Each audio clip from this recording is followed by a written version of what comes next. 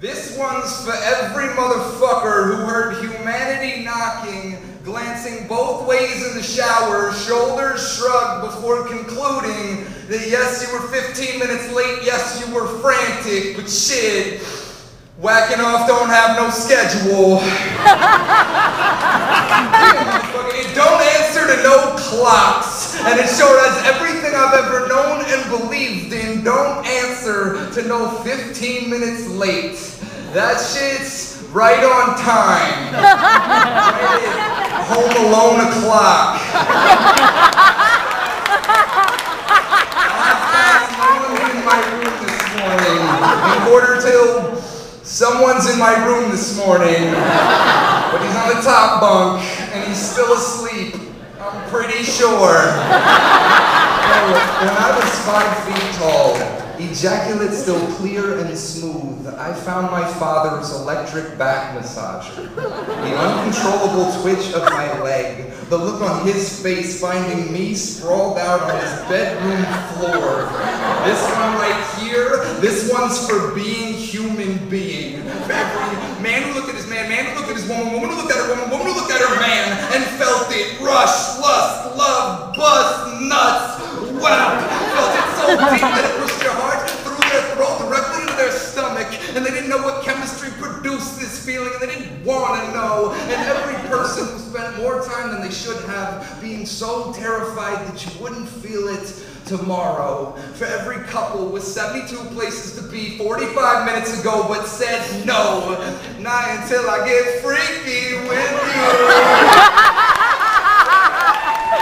For every person here tonight who looked at K Aloha and thought, damn it, if I was that fucking sexy, I'd sell my own dick on eBay and make millions. For every person in stop traffic at 3 a.m. bumper to bumper on the George Washington Bridge who decided to love himself manually because he was cracked out, frustrated as hell, wasn't moving anywhere, and conveniently had an extra sock, riding shotgun. Okay, that one was just me. Every person dragging travel-sized baggage, anyone who ever slipped up for 1 second and let what somebody else said about you define you more than anything you ever said about yourself. This is for the people who know they're beautiful, but still catch themselves slumped over in front of bathroom mirrors, holding 2 handfuls of stomach like,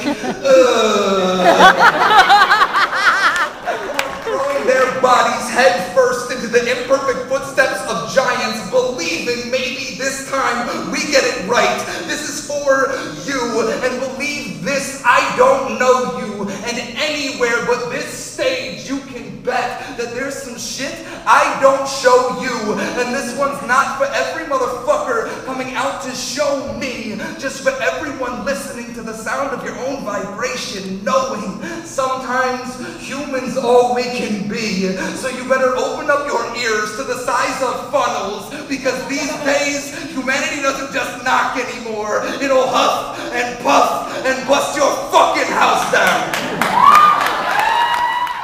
2:37 a.m. on a cloudy Saturday night, walking down an empty street, I see a man of different color who in 30 seconds might walk by, and I have to fight with my pride to not be an ignorant pussy and cross the street to the other side. Stereotypes run so rampant they become your own personal private facts. The fear creeps inside the skin like an unexpected needle. I saw them last night.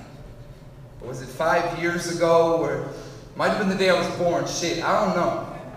Even if I didn't see them, they had to be there, like this surgical dream team of razor-thin knives that walk like ghosts inside of your head. Really? You didn't see them. Your brain is so pure, organic, untouched. Why didn't you cast the ballot for gay rights? Oh man, but I got millions of gay friends. Let them be what they want to be, where they can hobo up and down their houses as long as they don't hit on me. And you can feel the vibration from my eyebrows raising. I want my brain back.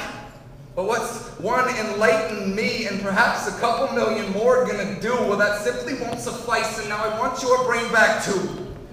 And while I have my bony fingers straight out right, asking you to pick up the slack, while I just must not have noticed those other three pointing right back, saying you don't admit it to yourself, but let's be real, you still see black.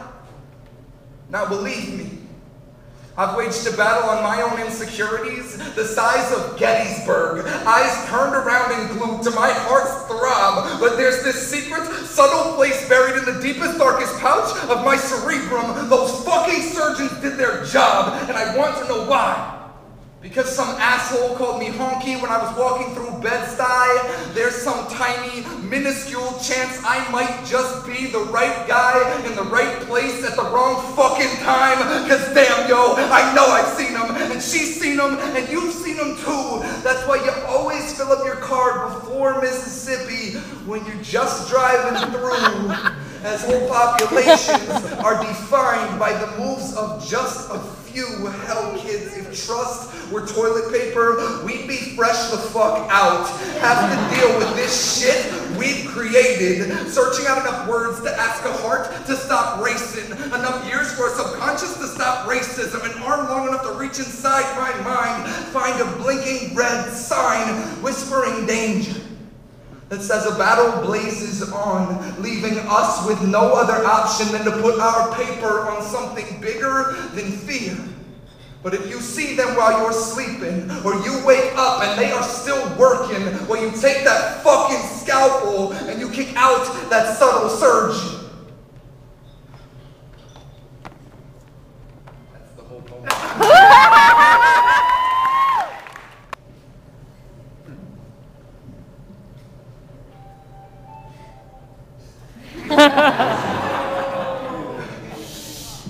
See, now I have to get all that ambiance back again. This is hard, man.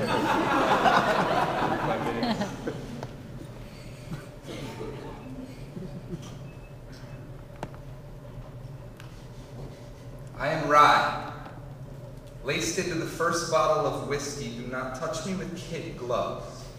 I am opaque black ink on the first quill, transcribing the Bible like I was possessed by God. I am possessed by God, brother. I am your moment. The most magnificent butterfly of a basketball player ever to lace sneakers. With the flu, on the brink of fate, still dropping 38 on the befuddled Utah so my thumb would not go ringless. I am Muhammad Ali, not given that chance for the 3 best years of my life. Not fighting in a war, because my war was in Louisville, Kentucky. My war was in Birmingham, Alabama, and it was not over. I am the smooth scratch of Etta James' high notes screaming, you won't catch me, but you will never finish running. The straw on Nat Turner's back. Any moment that drills your sternum like a rusted chisel, promising anything. It's better than this. I am my older brother, a sophomore in high school, seating his sibling, whispering, this is what I am, and I love myself. The needles in his eye when I still used faggot as slang for the last time in my life. I am old tattered trench coat on a woman wearing her soul on the 6 train. The dragon, fire-breathing defiance. Noah turned away from his ark because I don't take no shit. I am 2 11-year-olds on the JMZ, breakdancing for their life over the Manhattan Bridge. Do not tell me I have not been here. I am been here. I am New Jersey Transit, a 5th of Jim Beam, and a raspy paper bag. I am the stapled mouth of my little cousin and each teenager who steals themselves from a universe that has not taught them how to scream. I am faceless bullets fired from crooked guns in the name of everything human. I am iceberg lettuce spooning the 1996 bun of the first Big Mac served in India. The last star on Orion's belt making me see my mother's eyes when she smiles so hard it looks like she's crying. I am the view of any sunset on any skyline from any highway which still spells Cincinnati in cursive on the back of my eyeballs. Pretend for one moment you are me, because you are. I have always been your moment. The first time, any time, this universe exploded inside of your stomach, and you could not stop saying, I love you. Thank you so much, Matt.